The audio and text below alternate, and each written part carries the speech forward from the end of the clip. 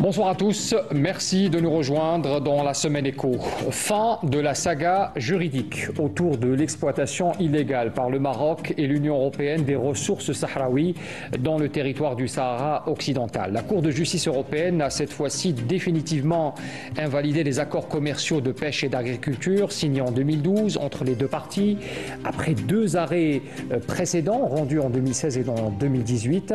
Alors pour bien comprendre ce qui se joue autour de ces accords, au-delà d'un partenariat économique illégal qui vient d'être annulé et dont les bénéfices pour le Maroc représentent à bas mot près de 800 millions d'euros par an. C'est la souveraineté du peuple sahraoui qui vient d'être une nouvelle fois reconnue par la plus haute instance européenne sur le territoire du Sahara occidental, renvoyant la décision de la Cour internationale de justice qui, en 1975, et qui avait elle aussi émis à l'époque le même verdict. Alors il s'agit par ailleurs d'un camouflet politique, il faut le dire, et un camouflet surtout diplomatique pour les instances européennes impliquées dans ces accords, la Commission, le Conseil et le Parlement européen qui les ont clandestinement négociés, conclus et ratifiés sur le dos des Sahraouis. Le malaise est aussi très grand chez le régime colonial marocain dont les dirigeants refusent de reconnaître la décision de cette Cour de justice et veulent imposer à tout prix leur domination sur le Sahara occidental et à la communauté internationale en général. Voilà donc le thème que nous allons développer donc ce soir avec mes invités autour de ce plateau. Docteur Saïd Ayachi avec nous sur ce plateau, président du Comité national algérien de solidarité avec le peuple sahraoui. Merci docteur d'être avec nous sur ce plateau. Merci à vous. Et puis avec nous également Mohamed Achir, enseignant universitaire à l'université Tizi Ouzou et consultant de Canal Algérie pour les questions économiques. Merci d'être avec nous sur ce plateau également, monsieur Achir. C'est moi qui vous remercie. À travers Skype, nous avons également avec nous Gamal Abina. Alors Gamal Abina, vous êtes journaliste spécialisé des questions internationales. Merci d'être avec nous en direct. Merci beaucoup pour l'invitation. Merci à vous. Et puis nous essaierons au cours de cette émission de joindre maître Gilles Devers, avocat représentant des intérêts du Front Polisario, qu'on nous essaierons d'avoir par téléphone au cours de cette émission selon sa disponibilité. Merci messieurs d'être avec nous sur ce plateau et à travers Skype. Avant de commencer ce débat, d'abord revenons sur l'événement, donc cette grande bataille juridique qui vient donc d'être remportée par le Front Polisario le 4 octobre dernier. C'est une bataille contre l'économie coloniale qui vient d'être remportée et c'est une première au niveau d'une Cour de justice européenne. Retour des faits avec Walid Yousfi et on revient pour le débat. Depuis plusieurs années, l'occupant marocain exploite illégalement les richesses naturelles du Sahara occidental en toute impunité. Selon la Direction générale de la pêche de la Commission européenne, l'accord de pêche conclu en 2019 entre l'UE et le Maroc dépendait quasiment des zones situées au large du Sahara occidental. Sur une distance de 1200 km de côte, les territoires sahraouis disposent d'une capacité de production halieutique estimée à près d'1 million de tonnes par an. Nos ressources sont pillées puis exportées en Afrique, en Europe ou encore à l'est de l'Asie. Une nouvelle forme de pillage a connu le jour récemment, celle des énergies renouvelables. Le régime marocain exploite de façon dangereuse les ressources naturelles du Sahara occidental, notamment le phosphate, depuis plusieurs années. Puis encore, le Marzen est en train d'aider des entreprises européennes à s'implanter ici dans le but de spolier davantage de ressources. Selon un rapport publié en 2024 par le Centre d'études franco-sahraoui Ahmed Baba Misk, les forces du Marzen ont permis à 115 entreprises étrangères de s'installer illégalement sur les territoires du Sahara occidental, autorisant ainsi la surexploitation des richesses situées sur le sol sahraoui. Nous condamnons avec fermeté les actes commis par l'occupant marocain, notamment le pillage illégal des richesses du territoire sahraoui. On appelle la communauté internationale à intervenir pour protéger les droits du peuple sahraoui et l'aider à recouvrir sa souveraineté sur son territoire, et ce conformément à la décision de la Cour de justice de l'Union européenne, longtemps attendue. Le peuple sahraoui poursuit sa lutte pour le recouvrement de ses droits et de son indépendance, et ce, à travers ses nombreux cris de détresse, appelant la communauté internationale à agir immédiatement pour l'application des décisions de justice, interdisant au Marzen d'exploiter ses richesses illégalement. Alors, c'est un un fait marquant donc, de l'actualité qui s'est produit le 4 octobre dernier. Docteur Ayachi, première question pour vous. Quelles sont selon vous les retombées directes de cette décision sur le processus de décolonisation du Sahara occidental? Sur le plan politique, c'est important? C'est une étape immense. C'est une étape historique dans la trajectoire de la lutte du peuple sahraoui. À n'en pas douter, il y aura un avant 4 octobre et un après 4 octobre dans la lutte du peuple sahraoui. Pourquoi? Parce que là, il s'agit d'une décision qui engage tout un continent. Et quel continent? Un continent qui pèse sur les affaires du monde. Et puis on a tendance à l'oublier, en fait, toutes les guerres de colonisation sont faites pour des intérêts économiques, pour des objectifs économiques. Et évidemment, la dignité humaine fait que l'on se bat pour la liberté, pour l'indépendance. L'un ne va pas sans l'autre. Mais ce que fait le Maroc, vous l'avez dit dans votre introduction très justement, et ça lui rapporte 800, au bas mot, 800 millions de... Il est vrai que nous n'avons pas les chiffres exacts sur le degré de spoliation. Une estimation. Ce n'est pas... Donc ça lui rapporte 800 millions d'euros par an. Ça fait du Maroc le premier, le propriétaire des premiers gisements du monde quand il additionne ses propres gisements avec ceux des phosphates de Boukhara, qui sont sahraouis.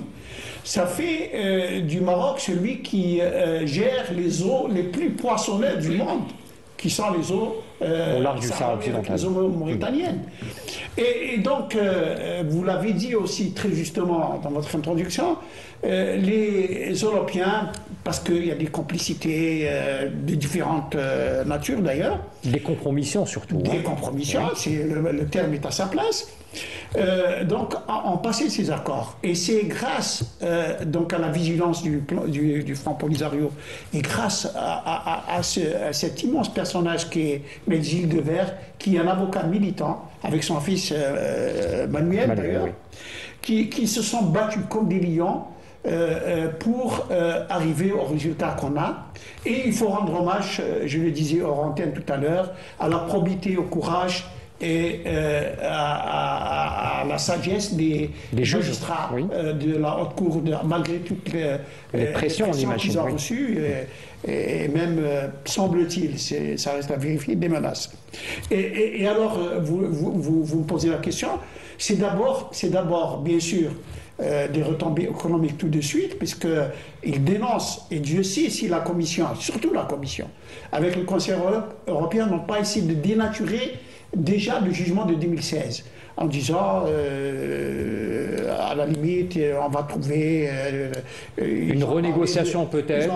Ils ont voulu parler d'extension, une nouvelle d'extension de consultation, une nouvelle argutie juridique boiteuse qui a été dénoncée par les magistrats d'ailleurs. On se souvient encore de l'initiative de l'avocate générale Tamara qui avait essayé d'invalider les requêtes du Front Polisario. Maintenant, de ce point de vue-là, la messe est dite, les accords sont illégaux, il faudra bien qu'ils s'y font. Mais ces accords, cet énoncé a été pris sur des données politiques qui sont très importantes. Pour moi, ce sont plus importantes que peut-être la retombée économique elle-même. D'abord, l'accord dit que le territoire du Sahara occidental est distinct du territoire du Maroc. Et il vient le rappeler, vous l'avez aussi dit dans votre introduction, il vient rappeler l'arrêt de justice de 1975 de la Cour internationale de justice. Il dit aussi que le peuple sahraoui, il parle de peuple sahraoui. Et jamais et pas de population. Il parle de peuple. Il parle de population. Exact. Donc les mots ont leur poids et leur sens, bien sûr. Très important, très important. Et donc, aujourd'hui, le peuple sahraoui, et j'allais dire, même si on n'en avait pas besoin, mais en tout cas, on dit qu'il y a un peuple sahraoui qui est souverain et seul décideur de la destinée de ses richesses. Très important. Il dit que le Front Polisario est le représentant du peuple sahraoui. On ne pourra plus dire maintenant que le peuple sahraoui, que le Front Polisario n'est pas représentant.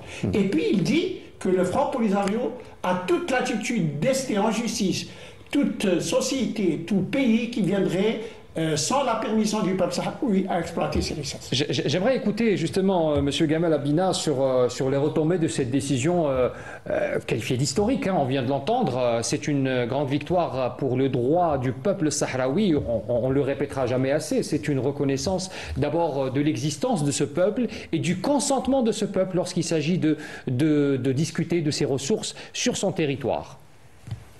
Tout à fait. La question qui se pose, c'est comment on peut avoir une décision en justice qui va dans le sens du droit international, puisque c'est bien sur la base des résolutions de l'ONU que se fonde cette décision, et comment on peut avoir des États européens, particulièrement la France ou l'Espagne, qui contreviennent au principe de droit international en allant sur une direction qui n'a pas été actée par effectivement les deux parties, à savoir la partie marocaine et la partie sahraoui. Eh bien, cette décision, elle vient c'est un petit peu une sorte de tonnerre comme ça dans un ciel tranquille, puisque les Marocains ne s'y attendaient évidemment pas. C'est une des raisons pour lesquelles ils sont vent debout, et surtout, ça donne un sentiment réel. C'est là où on peut parler d'état de droit, en dépit du fait qu'il y ait des dysfonctionnements. Quoi qu'il en soit, le principe du droit a été acté par les juges. Ils ont considéré que ça contrevenait à des principes effectivement fondamentaux de l'Union européenne, des principes internationaux du droit international auxquels souscrit l'Union européenne, et surtout, eh bien, ça remet un petit peu d'ordre dans la maison Europe, parce que quand on voit que la France a fait sa petite sortie séparée alors qu'elle ne devait pas le faire, que l'Espagne a aussi fait de même, eh bien, ça invalide ses positions politiques et ça donne à réfléchir. Comment se fait-il effectivement que les Marocains, qui sont considérés comme la puissance occupante, récupèrent, on estime qu'il y a 50 millions de tonnes à peu près de phosphate, c'est essentiel pour le Maroc, c'est une richesse très importante, récupèrent ce phosphate en disant qu'ils développent le Sahara occidental, alors que ça profite évidemment à la puissance occupante. Eh bien, c'est une question qui se pose, et en réalité, quoi qu'il en coûte, ils ne s'attendaient pas à cela. C'est-à-dire qu'ils avaient pris des accords avec l'Union européenne, effectivement, les eaux sont très poissonneuses, c'est des ressources halieutiques considérables, qui sont partagées avec l'Espagne, ce qu'on n'en dit pas beaucoup. Ils ont pris des accords un petit peu d'échange, surtout sur le phosphate, qui est essentiel. Il faut savoir que le phosphate est une denrée rare, très peu de pays en produisent dans le monde. Le Maroc, évidemment, l'Algérie, la Tunisie, la Russie, on le sait. Et il y a quelques rares pays qui ont cette ressource de façon abondante et qui deviendra de plus en plus essentielle pour garantir la production d'engrais chimiques. Donc tout cela a un arrière-goût à la fois, c'est une sorte de nouveau pétrole qui est un partage qui se fait de façon violente, en l'occurrence au Sahara occidental, et qui va être un enjeu qui va dépasser de loin les principes du droit, les principes moraux qui président à la décision des juges, et qui va certainement poser problème. Mais ce qui est certain aujourd'hui, c'est que cette décision profite pleinement aux Sahraouis, puisque ça veut dire, quand on invalide cette démarche commerciale, que finalement le Sahara occidental est reconnu de fait par l'Union européenne et surtout par les instances juridiques de l'Union européenne. Absolument. Donc c'est effectivement une avancée considérable. Ça va être intéressant sur le plan de la suite, parce qu'il y aura une suite, il y aura des conséquences sur cette décision, et je pense que la partie marocaine aura beaucoup de mal à supporter effectivement d'avoir été quelque part sanctionnée et rappelée à la loi. Justement, vous me tendez une perche pour parler un peu des chiffres sur l'exploitation agricole qui ont été donc communiqués par certaines sources. Nous avons très peu de données sur ce que représente réellement cette spoliation, parce qu'il faut donner un peu le sens au mot, cette spoliation des richesses du Sahara occidental. On nous avance un chiffre de 800 millions d'euros de bénéfices pour le Maroc annuellement sur 2 accords, un accord de pêche et un accord sur les produits agricoles. Est-ce qu'on a une idée finalement exhaustive sur les gains qu'avait engendré cette puissance coloniale et qui aujourd'hui se retrouve sans, M. Hachir? Oui, le Maroc exporte essentiellement les ressources halieutiques qui sont, c'est-à-dire les ressources sahraouies, du peuple sahraoui. Si on vérifie un peu des statistiques 2022 qui viennent des institutions marocaines, donc c'est les ports qui se trouvent au niveau du territoire, bien sûr, c'est des ports qu'on retrouve dans le Sahara occidental qui représentent 90% des ressources exportées. Donc c'est une surexploitation encore. Donc, en plus de ça, il y a aussi des ressources agricoles, c'est-à-dire la tomate par exemple, qui est cultivée sur le territoire sahraoui. Donc il représente effectivement quand même une rentrée en devises très importante. Donc le fait maintenant d'arrêter cette exploitation et ces exportations, ça va produire un effet tout à fait négatif un peu sur les rentrées en devises, surtout marocaines. Mais ce qu'il faut noter aussi par rapport à cette question d'exploitation illégale et illicite des ressources de pêche, des ressources halieutiques, c'est surtout le fait d'avoir c'est-à-dire altérer tout un écosystème marin au niveau des côtes sahraouies. Si vous me permettez, M. Haché, j'aimerais revenir sur la question, car il est important de souligner que quand on parle de puissance coloniale, c'est-à-dire c'est une combinaison entre l'Union européenne, certains pays, comme l'avait si bien dit Gamal Abina, l'Espagne et la France, avec cette complicité du Maroc. Le Maroc s'en sort avec des retombées peut-être moins importantes que ce qu'engrangent ces pays européens. Est-ce que vous êtes d'accord sur la question? Parce qu'il s'agit aussi d'accorder, comme j'essaierai de revenir un peu sur les détails, 208 millions d'euros qui reviennent vers le Maroc sur les 128 licences de pêche qui sont pratiquement accordées à l'Espagne en grande partie. Mais ce que gagne l'Espagne dans cette affaire? C'est-à-dire ou alors ce que perd l'Espagne avec l'arrêt de cet accord? Parce que il a été souligné par le docteur tout à l'heure, le littoral est très riche en ressources halieutiques. Et il y a une surexploitation de ces ressources, ce qui fait bien sûr fait bénéficier un peu les partenaires européens, parce que ce sont les premiers bénéficiaires. Oui, parce que ailleurs, il faut savoir une chose, que la pêche est réglementée. Donc il y a toute une biodiversité à respecter, il y a un écosystème à respecter, il y a les systèmes, surtout le système marin qu'il faut respecter, parce que de plus en plus, avec même le changement climatique, il y a la disparition de certaines espèces, et au niveau du littoral du Sahara occidental, on ne régule pas toutes ces questions-là. Donc, on permet la spoliation carrément, comme vous dites, c'est la spoliation et c'est la surexploitation de toutes les espèces marines qui se retrouvent au niveau de ce littoral du Sahara occidental. Et quand on parle de chiffres, en tout cas, quand il s'agit de spoliation, on ne donne jamais les vrais chiffres. Donc il faut estimer peut-être le double de ce qui est annoncé. Et parce que c'est une logique colonialiste de surexploitation.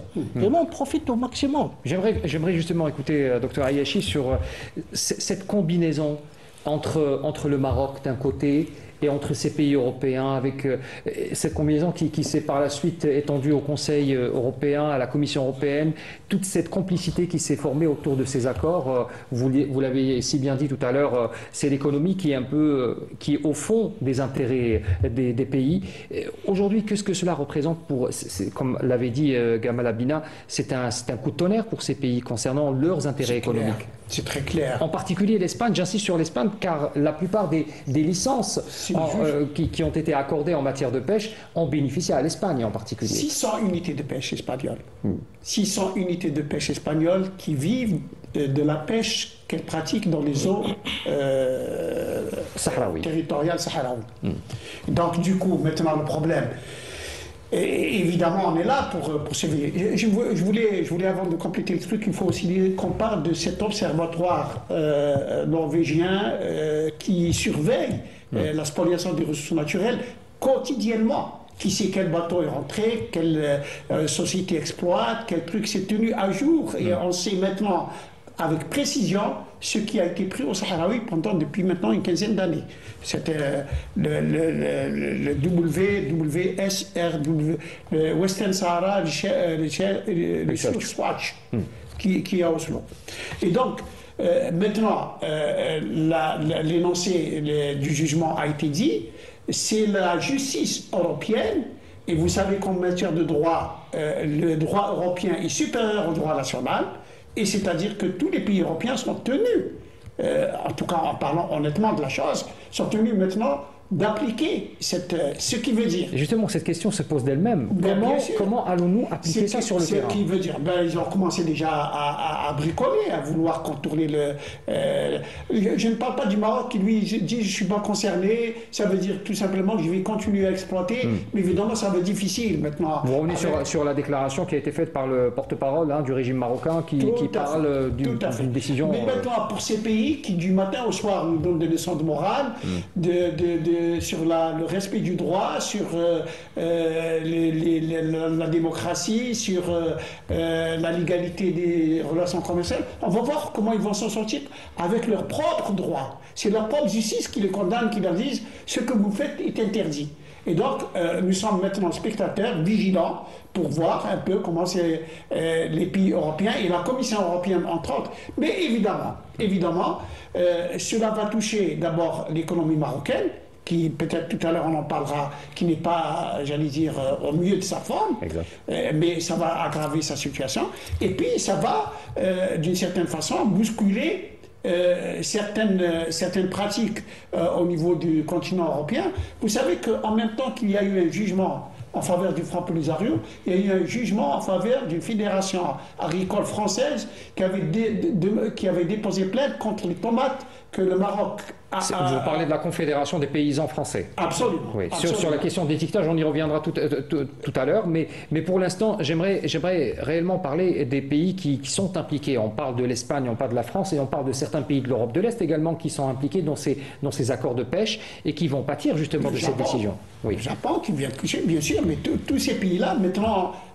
seront concernés par la mesure, d'autant plus, je l'ai dit tout à l'heure, je le rappelle, que le Front Polisario a toute l'attitude, j'allais dire juridiquement, habilité à déposer plainte contre toute entreprise qui viendrait à spolier les ressources du Sahara occidental, dont on déclare que le peuple sahraoui est seul souverain et seul décideur de l'exploitation de ces ressources. Très bien.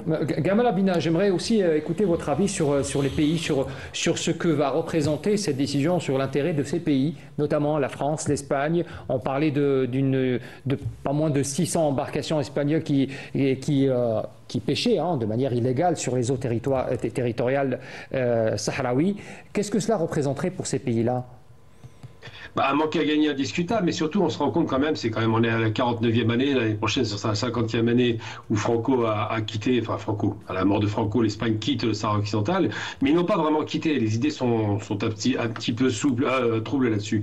Ils n'ont pas quitté par exemple le contrôle de l'espace aérien, ils n'ont pas quitté évidemment les eaux territoriales, l'exploitation du poisson, mais pas seulement, il y a d'autres ressources, et c'est surtout les Espagnols qui sont intéressés. Finalement, les Marocains profitent pour partie évidemment de richesses puisqu'ils ont récupéré le phosphate, mais pour ce qui concerne l'exploitation du poisson, c'est des accords commerciaux qui leur rendent vraiment service.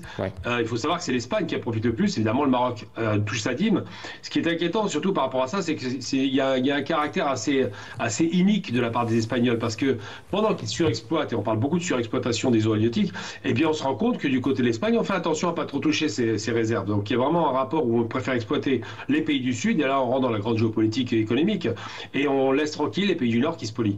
Donc c'est vrai que ça va avoir des conséquences lourdes, d'abord pour le Maroc, ça a été dit sur le plateau, parce qu'effectivement, le Maroc n'est pas au mieux de sa forme. Ça fait 5 ans qu'il traverse une crise de sécheresse qui est extrêmement violente pour les paysans marocains.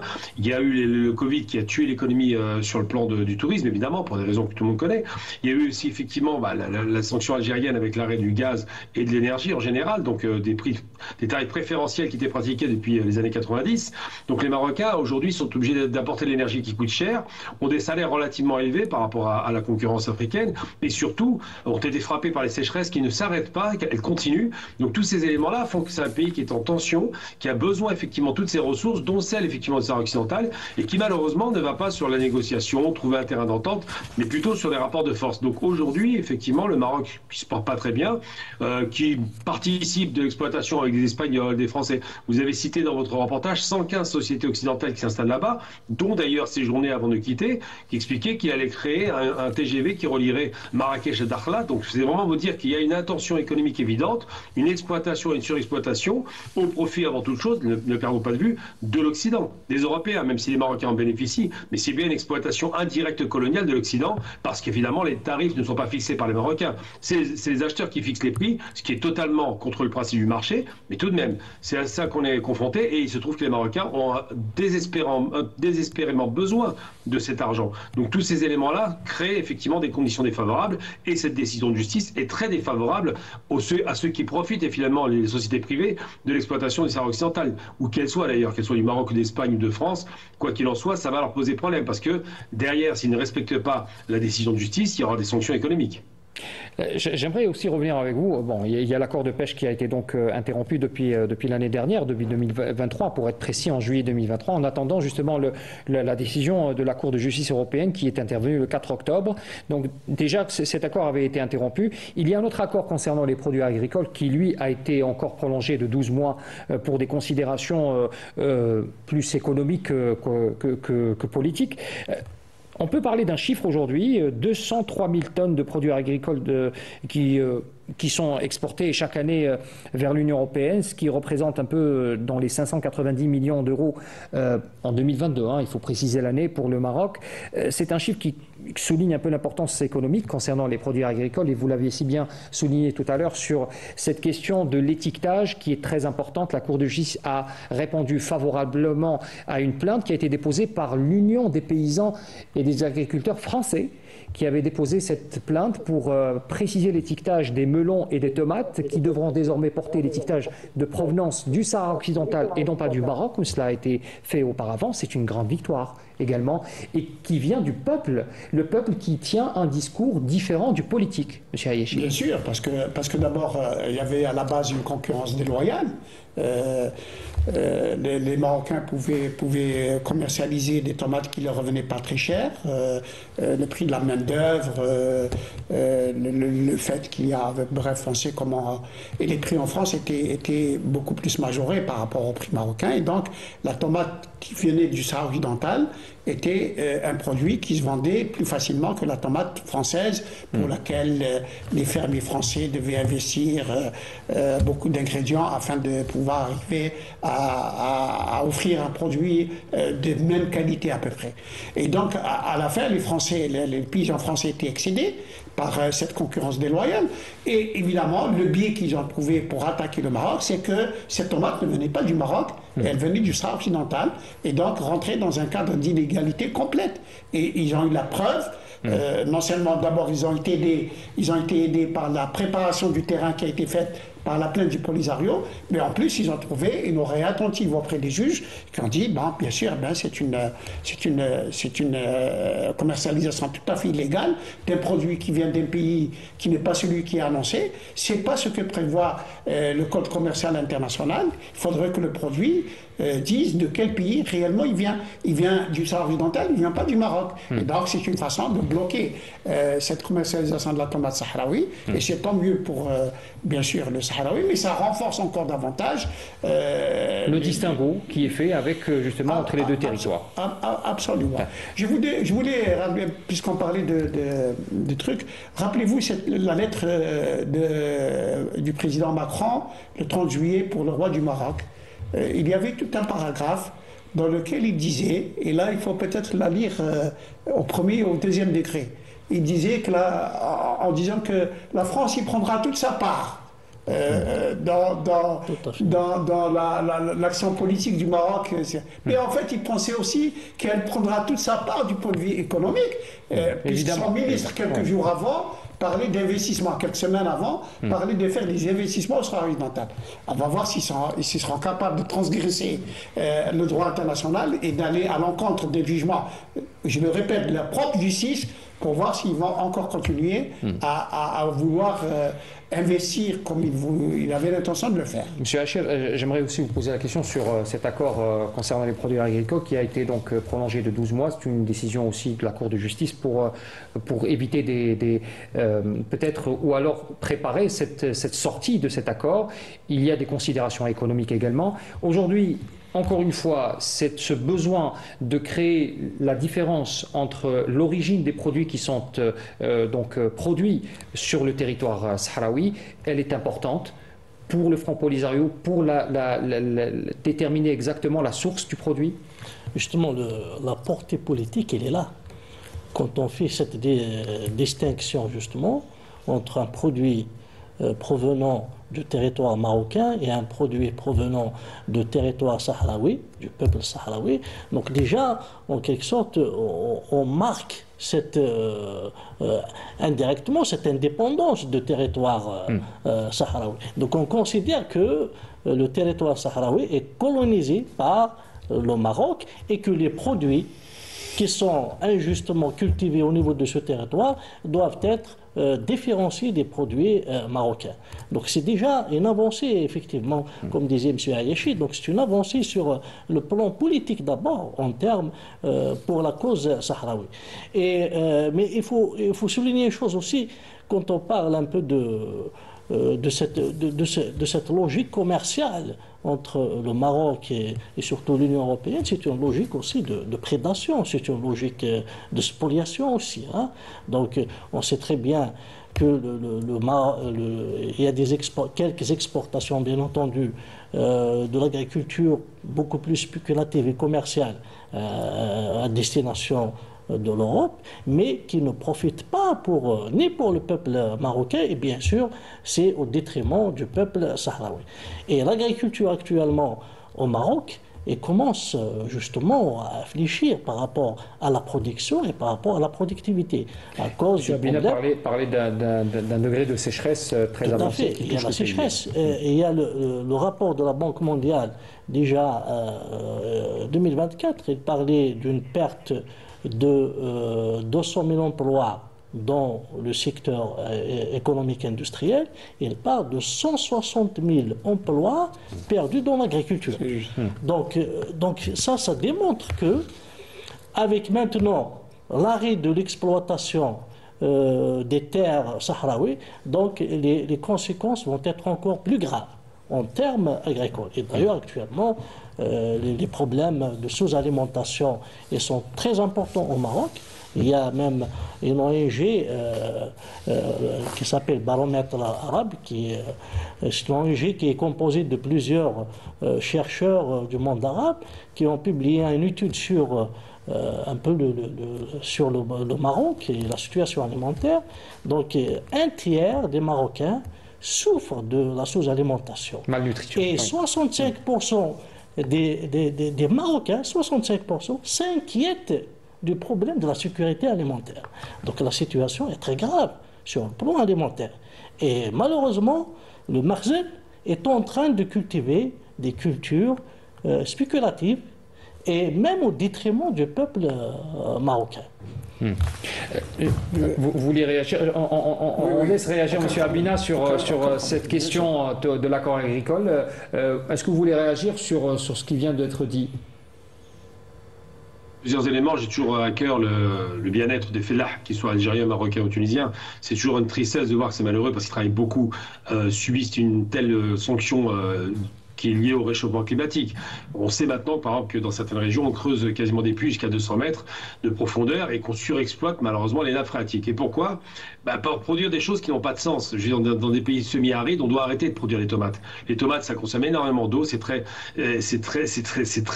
c'est conséquent en termes de consommation, c'est de la surconsommation, on devrait travailler sur le goutte à goutte, mais il se trouve que malheureusement les Marocains veulent absolument exporter les tomates parce que c'est une sorte de titre de fierté pour l'État marocain, alors qu'ils devraient revoir leur copie. On a du mal à produire dans des quantités importantes d'eau, on n'est plus dans la même époque, les barrages ne se remplissent plus comme ils se remplissaient à l'époque, même si le pays a fait beaucoup d'efforts, et puis les Européens, il ne faut pas perdre de vue, on est dans la guerre commerciale. Quand par exemple des agriculteurs français se frottent les mains de voir que les tomates marocaines n'arrivent plus, ou alors qu'on les sanctionne par rapport au fait que ce serait un territoire occupé. Ça rappelle d'ailleurs par bien des égards les produits agricoles qui viennent des territoires occupés de Palestine. C'est un peu la même méthode. Hein. On demande l'étiquetage pour savoir d'où ça vient.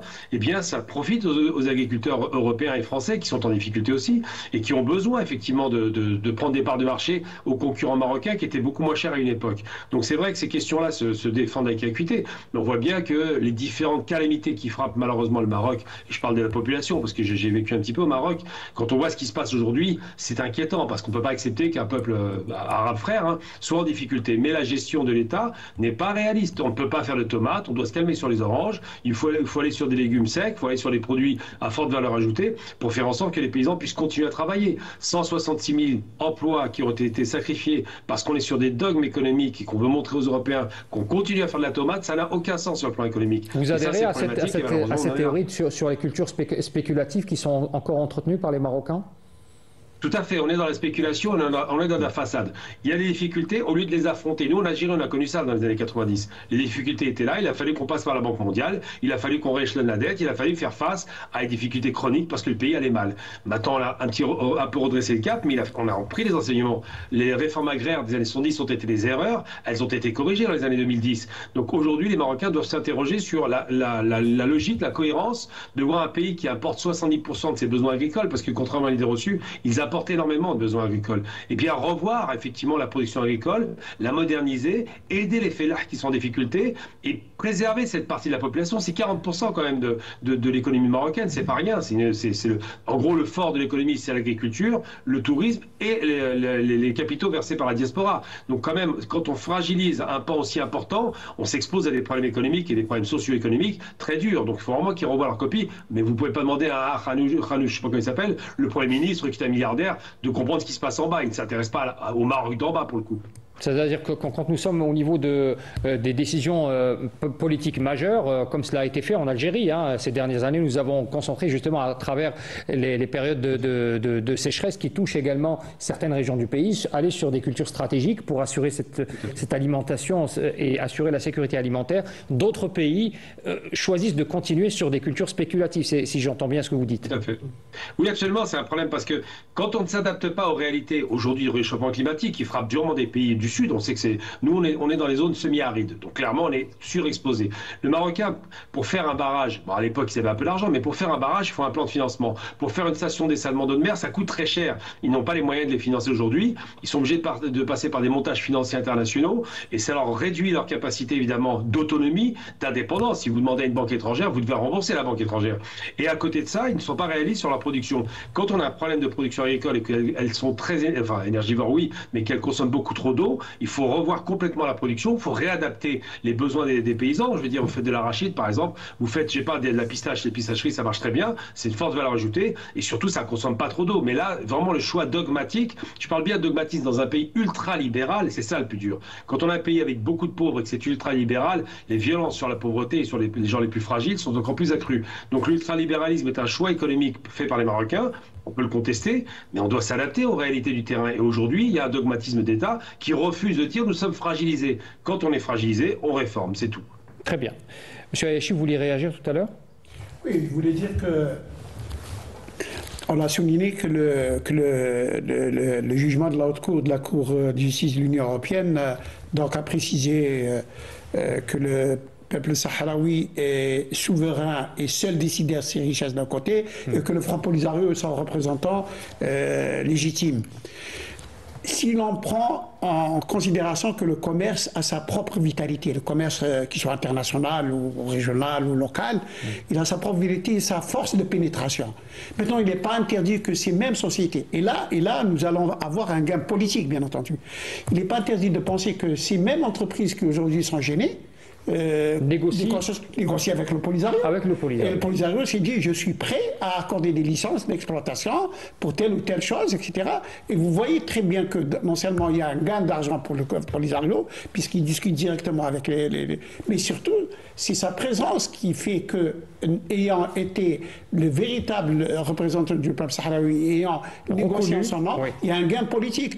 Est-ce qu'on imaginerait éventuellement, donc peut-être dans un futur proche, le Front Polisario? Je ne sais pas, mais en tout cas, ça devrait aller dans ce sens. D'autant plus que le Front Polisario a annoncé sa disponibilité depuis longtemps de pouvoir, j'allais dire, aller dans ce sens. Alors justement, la question qui se pose, il y a ce chiffre qui a été donc annoncé également. Le Maroc perdra inéluctablement près de 40 millions d'euros par an en fonds de soutien de l'Union européenne pour tout ce qui est développement de son industrie de pêche sur les territoires sahraouis occupés. Est-ce qu'aujourd'hui, cela met en péril tout ce projet qui a été donc initié par le Maroc on parle des 40 millions d'euros. Mais normalement, bien sûr, ce sont des chapitres dans, j'allais dire, le budget accordé par l'Union européenne pour l'aide au développement international. S'il n'y a plus de pêche, il n'y a plus les 40 millions d'euros, cela va de soi. Sauf on parle du développement de l'activité de pêche pêche, de l'activité de pêche. Au sein même des territoires occupés. Hein. Oui, parce que de toute façon, il faut bien qu'ils justifient pour les 40 millions d'euros. Pourquoi? S'il y a réellement un périmètre de pêche, s'il y a de la formation à faire, je pense que ça poserait problème normalement, puisqu'il n'y a plus cette possibilité de dire qu'il y a une surface maritime extraordinaire, immense, qui pourrait justifier cet appel à financement. Et donc, quelque part, ça poserait un problème, c'est clair. Donc on imagine qu'il y aurait éventuellement une succession de blocages juridiques qui vont être introduits par le Polisario dans peut-être les prochains mois, si ce n'est les prochaines années.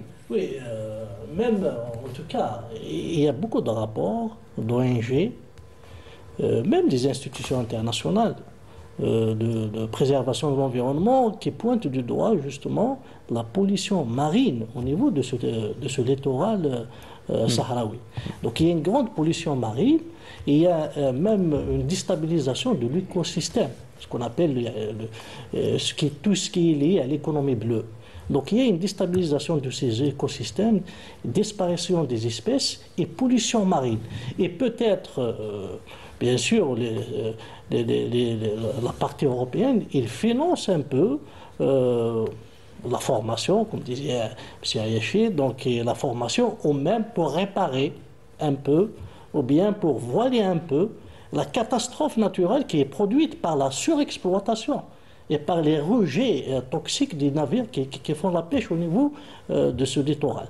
Donc ça, même les institutions internationales ont parlé, en tout cas, de toute la partie océanique, même un peu une partie en Méditerranée, par rapport à cette pollution. Mais cette pollution, pourquoi? Parce qu'il n'y a pas de régulation. Mais en Europe, maintenant, il y a une régulation stricte par rapport à la préservation de cette question est importante. On fait ce qu'on veut sur le territoire sahraoui. Parce que c'est de la spoliation, c'est de la colonisation. Le colonisateur. Tout à fait, c'est la logique colonialiste de spoliation, de bradage, carrément surexploitation. Donc là, même je pense, le Polisario doit pointer de doigt un peu les dégâts qui ont été engendrés par cette surexploitation. Monsieur Abina, sur la question des aides européennes pour le développement, notamment sur l'activité de pêche sur les territoires occupés au Sahara occidental, on imagine bien que ces aides vont commencer à disparaître, vu qu'il y a une décision de justice très claire sur la question. Oui, tout à fait. Ils peuvent pas aller contre le droit. Le droit est un principe fondamental de l'Europe aujourd'hui, l'Europe de l'après-guerre. Donc les rapports d'État à État qui sont régis par l'Union européenne sont des rapports qui se plient effectivement au droit européen. On voit bien la façon, par exemple, dans la France, c'est de courir après une maîtrise de ces déficits qui sont consécutifs à un traité international de Maastricht signé qui doit être respecté par les parties signataires. Donc en l'occurrence, effectivement, on ne peut pas financer des territoires considérés comme occupés, effectivement. De fait, on ne peut pas financer des aides à ces régions alors qu'elles contreviennent au droit international et donc au droit européen puisqu'ils sont d'accord maintenant là-dessus. Mais ce qui est intéressant aussi, c'est de penser, vous parliez, j'aime bien ça, j'ai une petite pichinette au passage, vous faites référence par exemple à ces aides européennes au développement, ce genre de choses-là. On a eu récemment une Sarak-Nafo qui s'est autorisée à déraper, comme le fait tout le temps, comme l'extrême droite, prétendant que l'Algérie prendrait beaucoup d'aides européennes. Ça c'est juste pour clarifier. Le chiffrage des aides que la France donne par exemple au reste du monde, sur les questions des aides, c'est 1% pour l'Algérie, c'est 130 millions d'euros, donc c'est une goutte d'eau.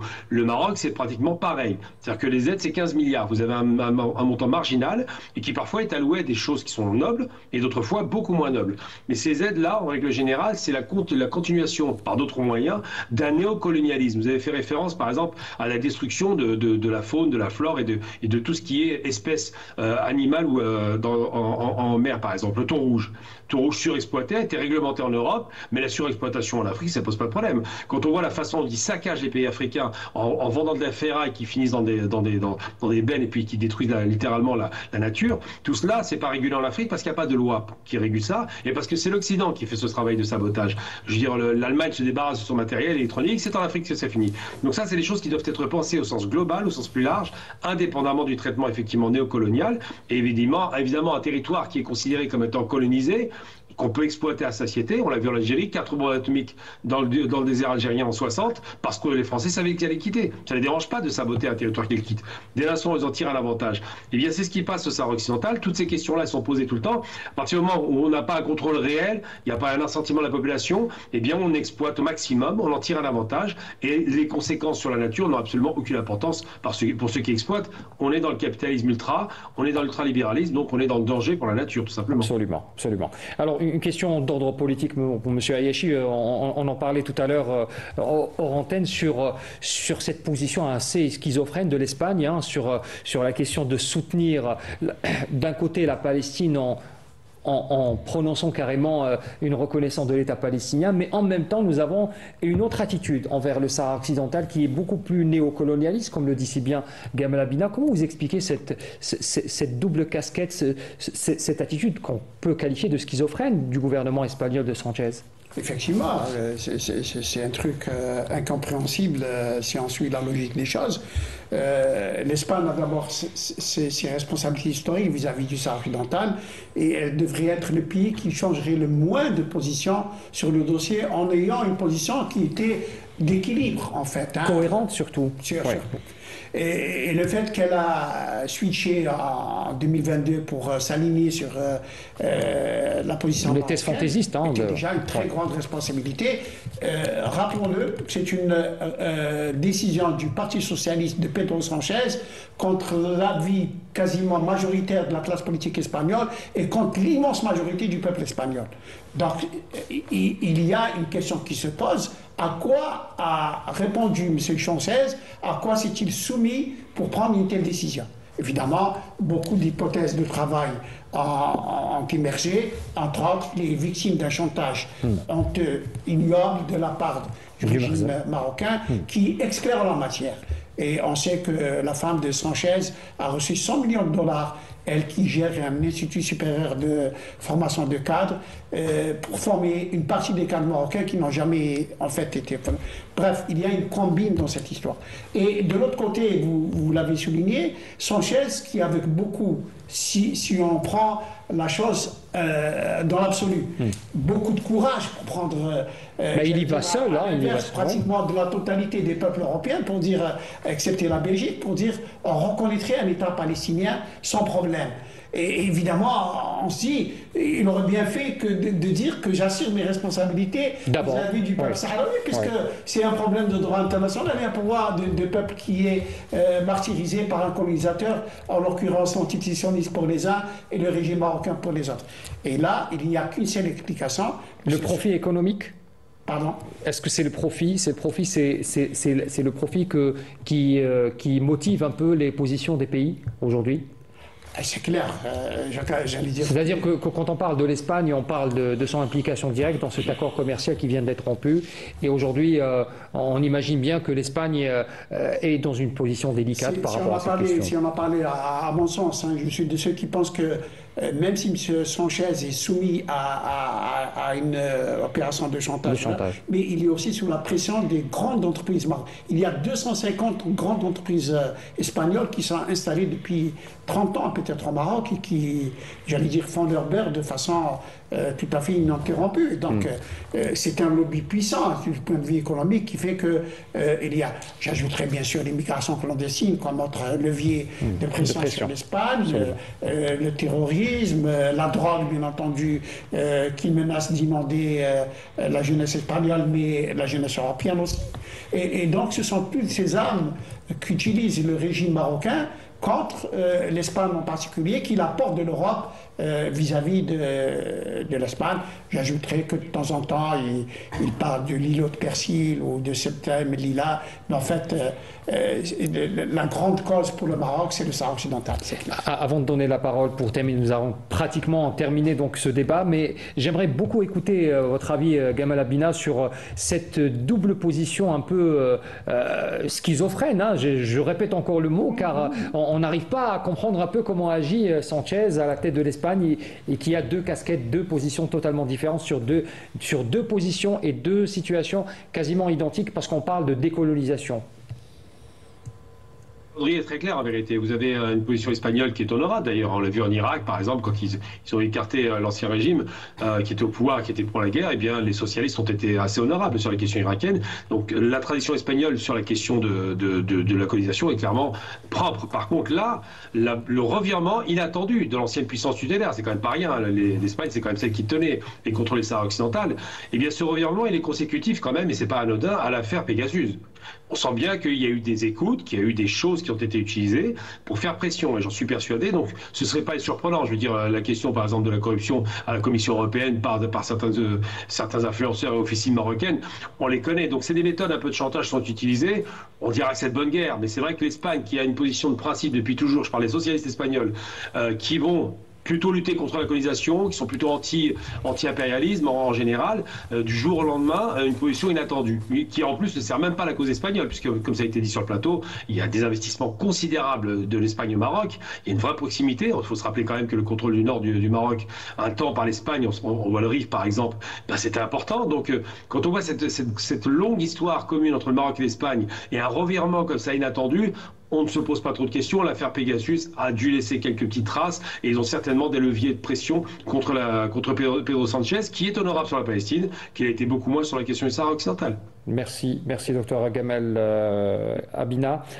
Monsieur Hachel, un dernier mot avant de clore ce débat sur l'avenir de... On imagine que cet accord, c'est du passé, et à l'avenir, il y aura bien sûr ce consentement du peuple sahraoui qui sera toujours au centre des négociations. Oui, déjà, cette décision, c'est un grand soutien politique et moral pour le peuple sahraoui afin de continuer sa lutte pour son indépendance. En tout cas, ça, déjà même sur le plan symbolique, donc ça donne un peu cette délimitation du territoire du Sahara occidental. Donc une forme de souveraineté sur ses ressources naturelles. Et quand avec son représentant légitime qui est le Front Polisario. Tout à fait. Il faut le souligner. Et oui. Quand on a une reconnaissance comme ça de la Cour de justice européenne sur la souveraineté sur des ressources d'un territoire, donc c'est une étape très importante pour l'indépendance du territoire sahraoui. Merci à vous, messieurs. Merci. Je crois qu'il y a un aspect très rapidement, oui. Un aspect important de ce problème, et ce n'est pas le moindre à mon sens. On va voir si les Européens vont respecter leur propre justice. Ça, c'est important. Eux qui nous bassinent du matin au soir avec des valeurs universelles qu'ils ne sont censés vouloir propager, mais qu'ils ne respectent pas. Donc on va être vigilants. On va être très observateurs sur les prochains mois pour voir si cette décision est respectée. Absolument. Et bien sûr, on parlera bien sûr de l'indépendance qui est garantie, l'indépendance des institutions européennes, notamment l'indépendance de la justice qui a statué de manière très objective sur la question et le respect de sa décision. Merci encore une fois à vous, messieurs, d'avoir animé ce débat avec moi. Dr Saïd Ayeshi, président du Comité national algérien de solidarité avec le peuple sahraoui, merci d'avoir été, merci à vous aussi, d'avoir honoré le plateau de la semaine éco cette semaine. On n'a pas l'habitude de vous voir tout le temps sur ce plateau, c'est un plaisir de vous recevoir. Monsieur Hachel également avec nous, enseignant universitaire à l'université Tizi Ouzou, consultant de la chaîne, également pour les questions économiques. Merci d'avoir été avec nous. Merci. Et Gamel Abina, journaliste spécialisé des questions internationales, merci de nous avoir éclairé avec vos éclairages justement sur cette question qui est très importante concernant le dernier, ce dernier accord qui vient d'être annulé. Maître Gilles Devers, nous devions l'avoir avec nous, malheureusement. Gilles Devers n'est pas disponible pour ce soir. Nous essaierons de l'avoir dans les prochaines émissions.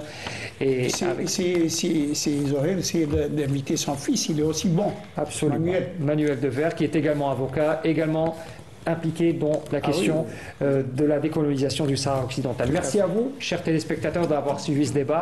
Très bonne soirée à tous, à la semaine prochaine.